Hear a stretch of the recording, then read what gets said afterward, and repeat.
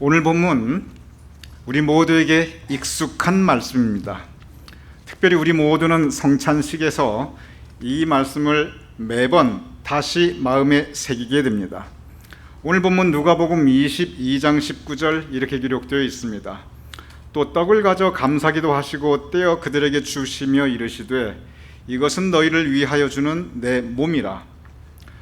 떡을 가져 떼어 주시고, 여기서 떡은 우리가 익히 알고 있는 시루떡, 찹쌀떡, 인절미, 송편을 말하는 것이 절대 아닙니다.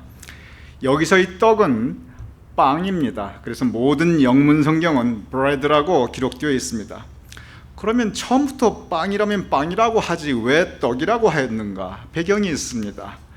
이 성경이 번역될 때 구한말에 우리나라에는 빵이라는 것이 없었고 들어보지도 먹어보지도 본 적도 없었습니다. 그때까지 조선 백성들은 빵이라는 것에 대해서 알지 못하였습니다. 그런데 성경 말씀에 이 bread를 번역하려고 하니까 그래도 빵에 제일 가까운 것이 쌀을 가루로 만든 것이 떡이기 때문에, 그래서 이 bread를 이 한자로 떡병자인데 이것을 떡으로 번역한 것입니다. 그래서 성경 말씀에 떡 그러면 여러분 모두 빵을 생각하시면 됩니다. 빵은 지금도 많은 문화권에서 주식입니다.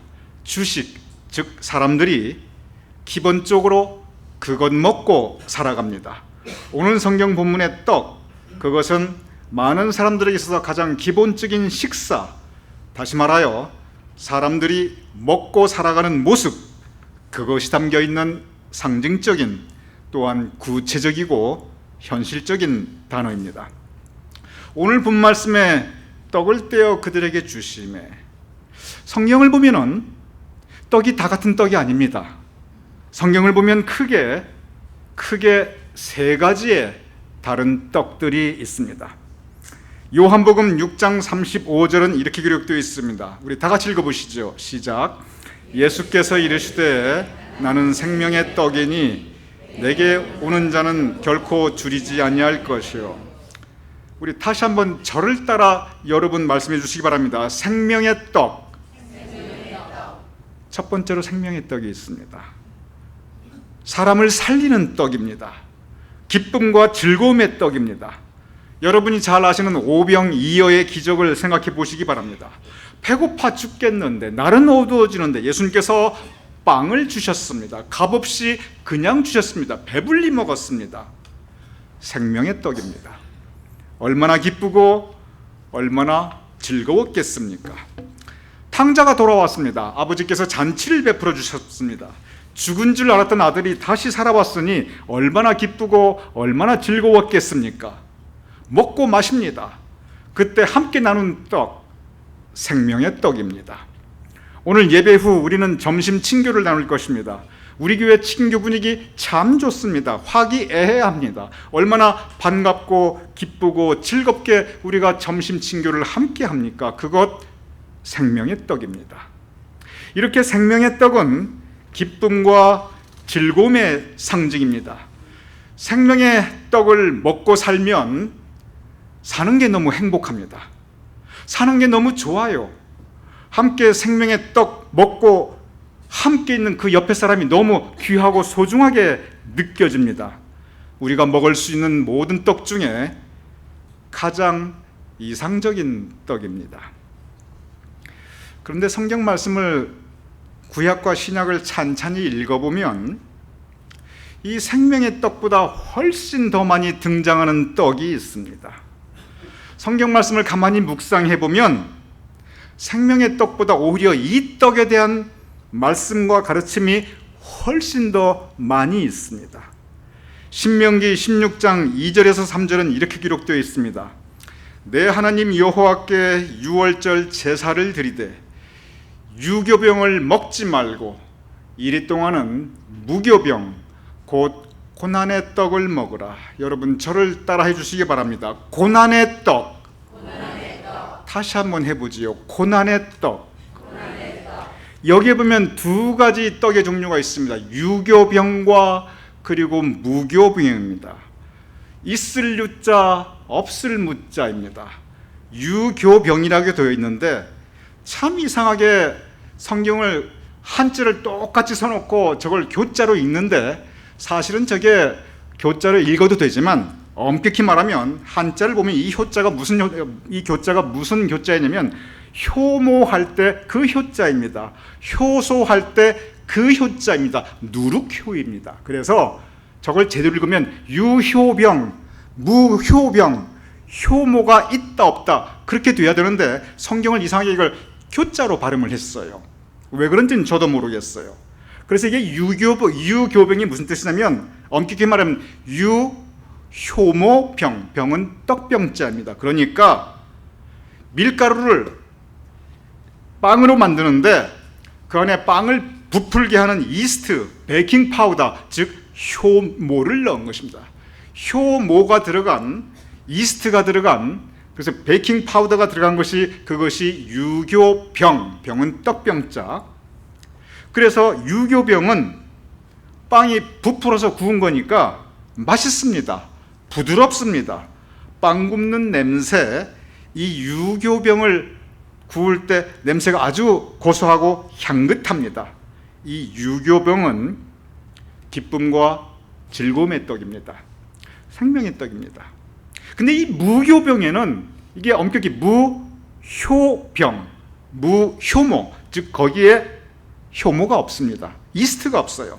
재료는 똑같아요. 밀가루, 물, 소금 다 있어요. 딱 한 가지가 빠집니다. 효모가 빠져나갑니다. 그래서 이것이 반죽을 해놓고 부풀어 오르지가 않아요. 반죽한 그대로 구워버립니다. 그러니 딱딱하고 질기고 맛도 없고 그 빵 특유의 고소하고 향긋한 냄새가 안 납니다. 이거 먹는 거 쉽지 않습니다. 오늘 성경 말씀은 무교병을 뭐라고 지칭했냐면 고난의 떡, 고난의 떡이라고 하였습니다. 무슨 뜻입니까? 빵은 빵인데 고난의 떡이다. 빵 먹어야 사람이 살아갑니다. 내 인생 살아가는데 살아가는 건 똑같은데 이 인생이 유교병 인생이 있고 무교병 인생이 있습니다. 유교병 인생은 그 인생에 기쁨이 있고 즐거움이 있고 희락이 있어요. 재미가 있어요. 살만 나요. 유교병입니다. 거기에 효모가 있습니다.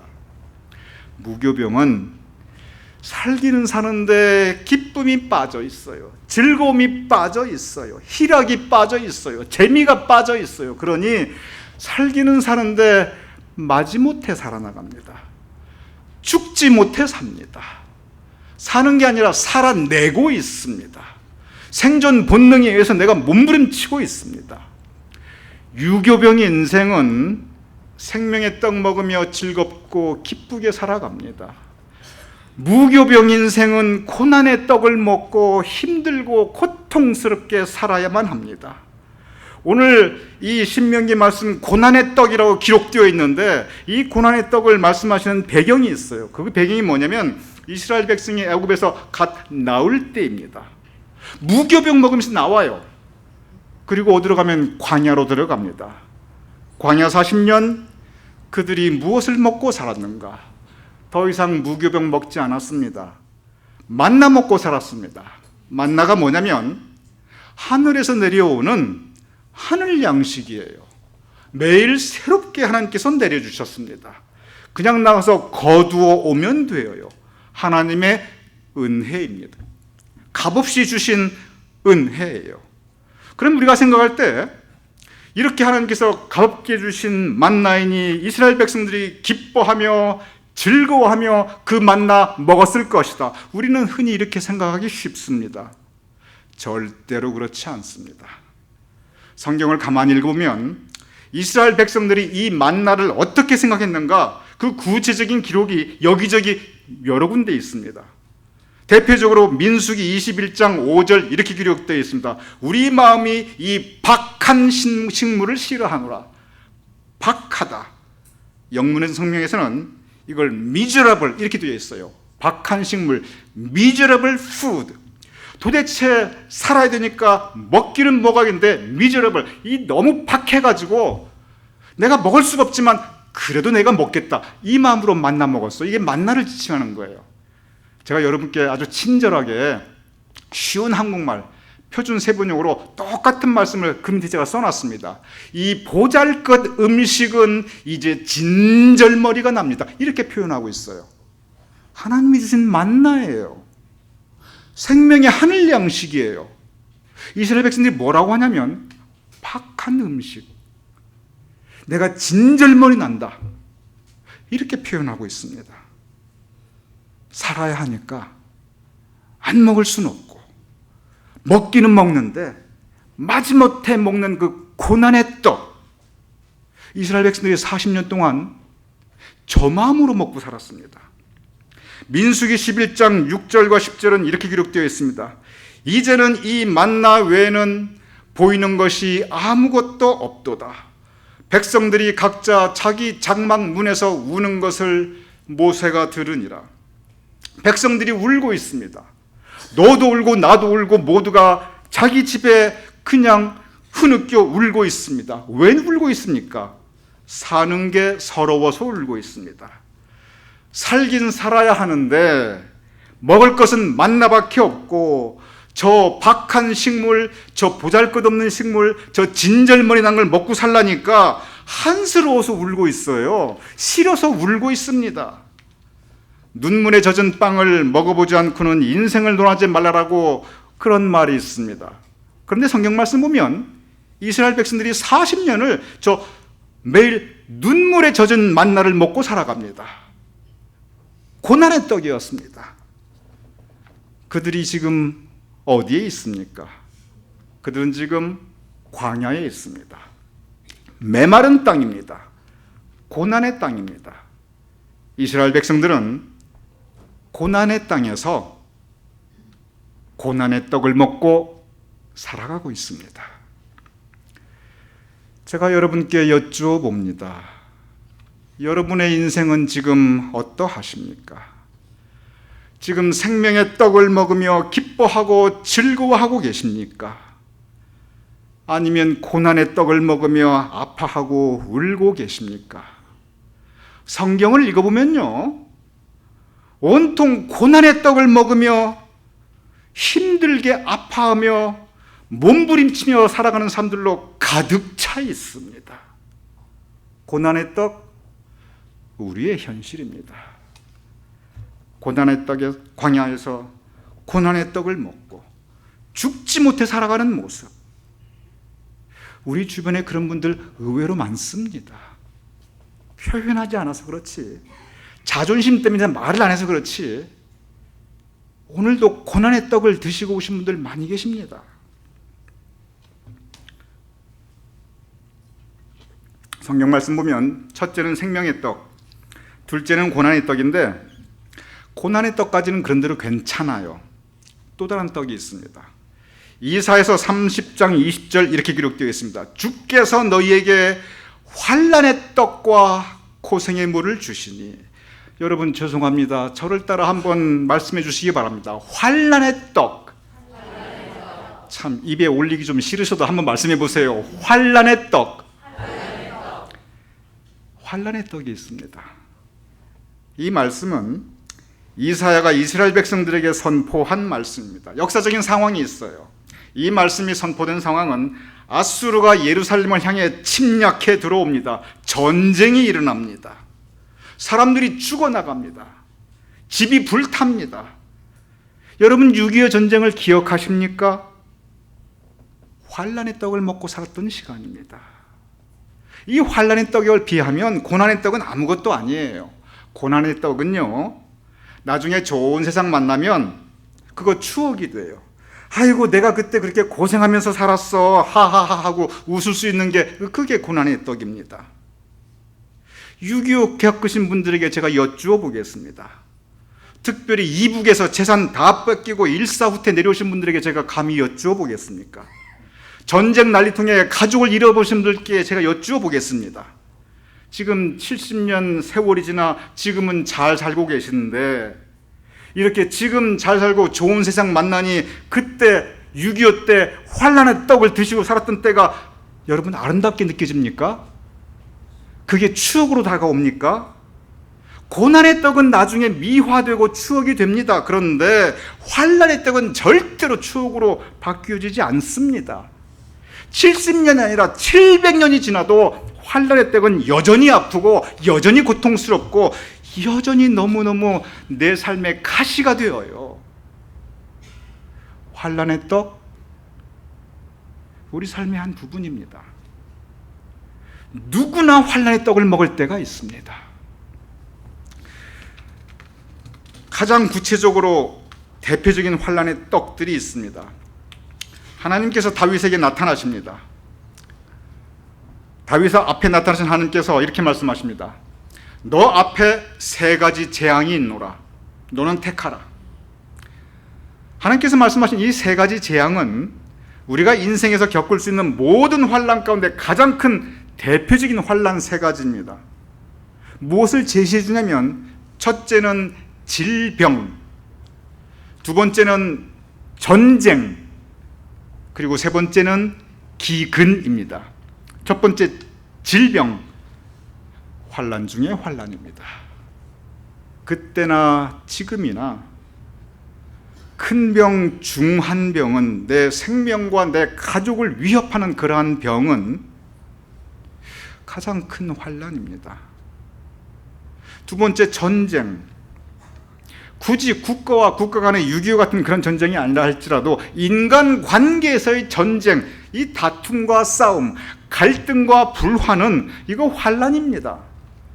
집안에 싸움과 다툼이 있으면 그 가정에 환난 닥치는 거예요. 교회 안에 불화와 갈등이 있으면 그 교회 환난 만난 겁니다. 지옥이 따로 없어요. 전쟁, 질병, 하나님께서 제시한 세 번째 재앙은 기근입니다. 기근이 뭐냐면 흉년입니다. 열심히 일했는데, 봄부터 가을까지 죽으라 애쓰고 노력했는데, 애써 심었고 정성 들여 가꾸었는데, 그런데 기근이 들어서 흉년이에요. 거둔 게 없어요. 내 손으로 심고 내 손으로 가꾸고, 그런데 내 손이 거둔 게 없어요. 제가 살아보니까 열심히 심고 열심히 물 주고 정성 다하게 키웠는데, 그런데 기근 만나는 경우가 너무 많아요. 최선 다해 살았는데, 성실하게 노력했는데, 그런데 열매가 없어요. 기근 만난 거예요. 내 인생에 기근이 찾아오면 방법이 없습니다. 기근은 바로 우리 인생의 실패와 가난과 그리고 궁핍함입니다. 환난 중에 환난입니다. 여러분, 성서를 한번 읽어보시기 바랍니다. 환난의 떡을 먹으며 신음하며 울부짖는 사람들로 가득합니다. 환난의 떡, 우리의 현실입니다. 오늘 본문, 우리에게 주님께서 떡을 주십니다. 그런데 떡은 성서를 보면 이렇게 감사의 떡이 있고 고난의 떡이 있고 그리고 환난의 떡이 있습니다. 오늘 본문 다시 보겠습니다. 누가복음 20장 19절입니다. 또 떡을 가져 감사기도 하시고 떼어 그들에게 주시며 이르시되 이것은 너희를 위하여 주는 내 몸이라. 예수님께서 떡을 떼어 사랑하는 제자들에게 주셨습니다. 제가 여러분께 여쭤보겠습니다. 한번 여러분께서 답변해 보시기 바랍니다. 예수님께서 지금 떡을 떼어 주셨는데, 예수님께서 주신 이 떡은 생명의 떡입니까? 고난의 떡입니까? 아니면 환난의 떡입니까? 생명의 떡이지요. 물론 그렇습니다. 주님께서 주셨기 때문에 그렇습니다. 그런데 생명의 떡으로 끝납니까? 그렇지 않습니다. 이 떡은 동시에 고난의 떡입니다. 왜냐하면 바로 이 시점부터 예수님의 고난이 시작되고 있습니다. 고난을 앞두고 주신 떡, 이 떡 먹고 무슨 일이 생기기 시작합니까? 예수님께서 곧바로 잡히십니다. 예수님께서 모욕당하십니다. 예수님께서 채찍 맞으십니다. 예수님께서 골고다 언덕길로 올라가십니다. 저 떡은 고난의 떡입니다. 저기 지금 저녁 식사 자리입니다. 제자들이 기뻐하며 즐거워하면서 그렇게 모이지 않았어요. 성경을 보면 그들이 근심하며 모였더라. 저 자리는 근심하면서 모인 자리입니다. 오늘 이 본문의 떡, 이것은 고난의 떡입니다. 이 떡은 또한 환난의 떡입니다. 사형수는 보통 이른 오전에 집행이 된다고 합니다. 그런데 어느 나라에게나 이 사형수에게 사형을 집행할 때 아침 식사를 주는데 이게 최후의 식사예요. 그런데 적어도 그날만큼은 사형수에게 대우를 해준다고 그래요. 무엇이 먹고 싶는가 물어보고 그 사형수가 먹고 싶은 걸 그래도 제대로 차려서 준다고 해요. 왜냐하면 살아생전 마지막 식사이니까. 그 최후의 식사, 죽음을 앞두고 그 최후의 식사를 하는 그 사형수의 마음은 어떨까요? 평소보다 너무나 잘 차려져 있고 먹고 싶은 게 앞에 있어요. 그런데 먹고 싶은 거 먹으니 그게 생명의 떡입니까? 그거 먹으며 기쁘고 즐거울까요? 그것은 환난의 떡이에요. 그거 먹고 이제 죽어야 합니다. 마찬가지입니다.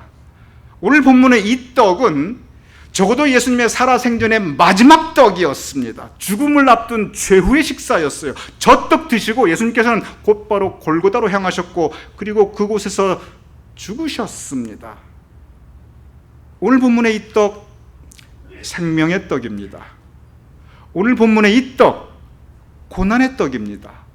오늘 본문의 이 떡, 이것은 환난의 떡입니다.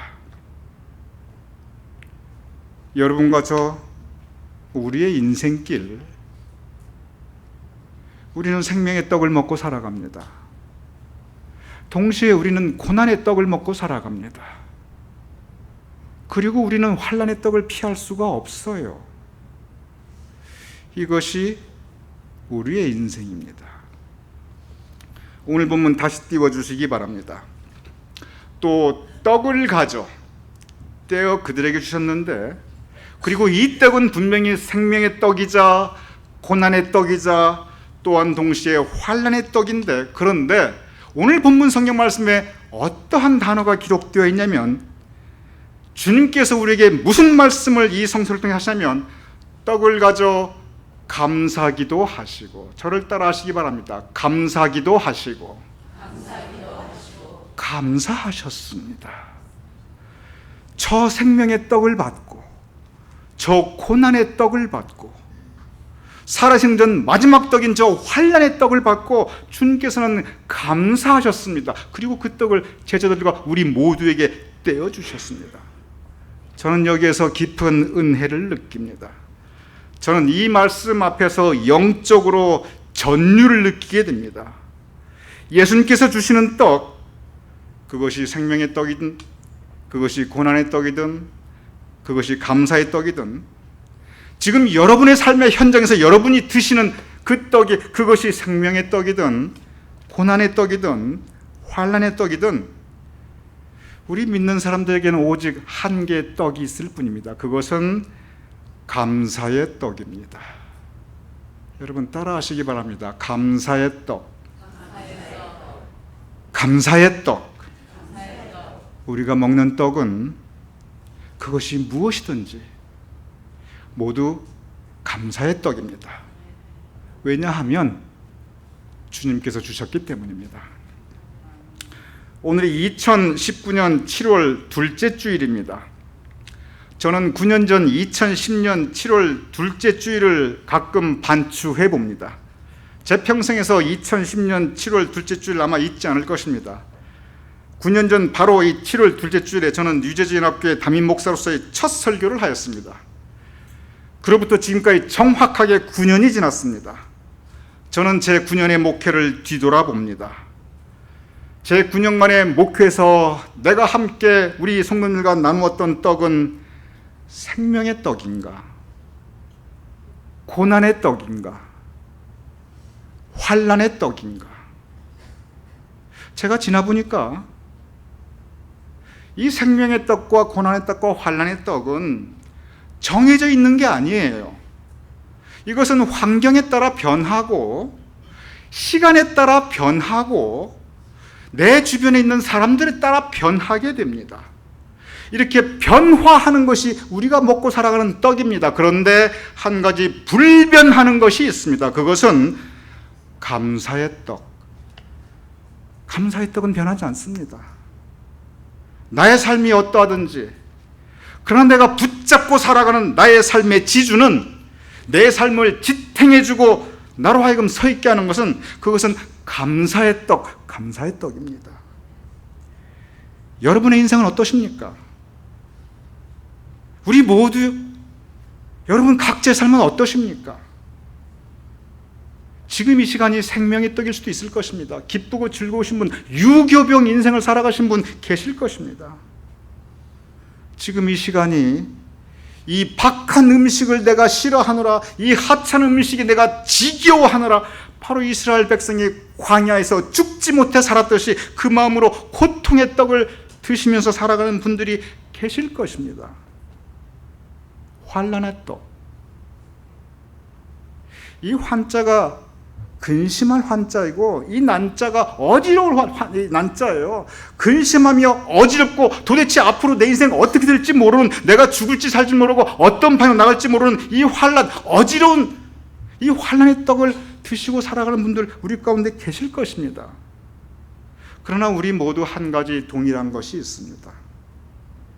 우리는 지금 우리 앞에 주어져 있는 떡을 감사의 떡으로 감사하며 받아야 합니다. 그래야 우리가 살 수 있습니다. 고난의 떡을 고난스럽게 받으면 우리 인생 힘들어서 못 살아요. 어차피 그 떡 먹고 살아야 해요. 환난의 떡을 환난으로 우리 어지러워서 못 살아요. 고난의 떡이라 할지라도 우리는 감사의 떡으로 영적으로 변환시키고, 그것이 환난의 떡이라 할지라도 감사의 떡으로 우리가 감사하며 받아들이며 사는 것, 그것이 바로 신앙입니다. 사무엘상 7장 12절은 이렇게 기록되어 있습니다. 사무엘이 돌을 취하여 이르되 여호와께서 여기까지 우리를 도우셨다 하고 그 이름을 에벤에셀이라 하니라. 사무엘이 돌을 취하여 기념비를 세웁니다. 전을 세웁니다. 여기까지. 사무엘은 자신과 이스라엘 백성들의 과거를 반추해 봅니다. 돌아봅니다. 여기까지. 그러면서 그는 고백합니다. 여기까지 내 인생 살아오는 동안 내가 기쁘고 즐거운 생명의 떡을 먹어 살기도 해봤고, 힘들고 어려웠던 고난의 떡을 먹으며 살아보기도 했고, 블레셋과의 전쟁에서 죽음의 고비를 지나는 그 환난의 떡을 먹고 살아보기도 하였다. 그런데 사무엘의 고백은 하나님께서 여기까지 도우셨다. 지금까지 지내온 것 주의 크신 은혜이구나. 사무엘은 감사의 떡으로 고백하고 있습니다. 이것이 우리의 믿음입니다. 이 신앙이 있어야 살아갈 수 있습니다. 우리가 이 믿음이 없으면 우리는 고난 앞에, 환난 앞에 넘어지고 쓰러집니다. 그래서 우리가 환난 만나 전쟁하고 다투고, 기근 만나 궁핍하고 굶주리고, 그리고 질병 때문에 우리가 불안해하고, 고난 가운데 우리가 이 박한 인생, 지겨운 인생, 우리 못 살아요. 생명의 떡, 성경을 보면은 아주 짧아요. 생명의 떡 먹고 즐거워하는 시간, 성경 전체를 보면 짧은 시간입니다. 감사의 떡, 감사의 떡이 우리를 살릴 수 있습니다. 감사의 떡으로 오늘도 우리가 믿음 붙잡고, 그리고 광야를 살아간다 할지라도 믿음 붙잡고 살아갈 수 있는 저와 여러분이 될 수 있기를 주님 이름으로 축원합니다.